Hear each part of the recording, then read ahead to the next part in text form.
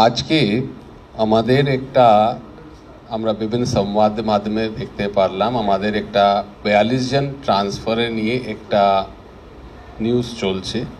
আমরা জাস্ট একটা ক্লারিফিকেশন করতে চাই। আমাদের ওয়েস্ট বেঙ্গল মেডিকেল এডুকেশন সার্ভিসে প্রায় 6000-এর বেশি ডক্টরস আছে, তাদের রেগুলার ট্রান্সফার পোস্টিং প্রমোশন এক্সারসাইজগুলো চলে। আজকে যে 42 জনের ট্রান্সফারের কথা বলা হচ্ছে সেটা একটা রুটিন এক্সারসাইজ, যার প্রসেসটা প্রায় এই ঘটনার আগে 9 তারিখে ঘটনার প্রায় 2 মাসের আগে থেকে এটা আরম্ভ হয়েছে। তার অ্যাপ্রুভালও কিন্তু 9 তারিখের কম্পিটেন্ট অথরিটি অ্যাপ্রুভালও কিন্তু 9 তারিখেরই অনেক দিন আগেই করা হয়েছিল।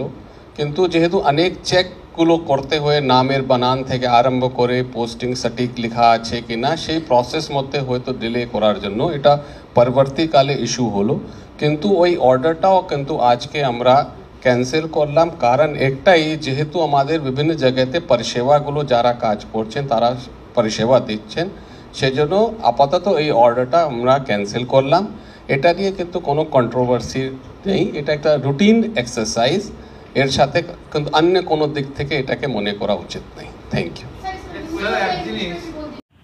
16 তারিখে বদলের নোটিশ, 17 তারিখে তা বাতিল এবং তার ক্লারিফিকেশন দিচ্ছেন রাজ্যের স্বাস্থ্য সচিব। বিষয়টাকে আপনারা কীভাবে দেখছেন ভাবুন, বিষয়টাকে আপনারা কীভাবে দেখছেন? যদি রুটিন বদলি হয়ে থাকে তা বাতিল করার কোনো প্রেক্ষাপট স্বাস্থ্য পরিষেবা ব্যাঘাত ঘটবে না আন্দোলনের জোরে এই নোটিফিকেশনটি বাতিল হলো? আপনারা ভাবুন, আপনারা কি মনে করেন কমেন্টে জানান। ধন্যবাদ।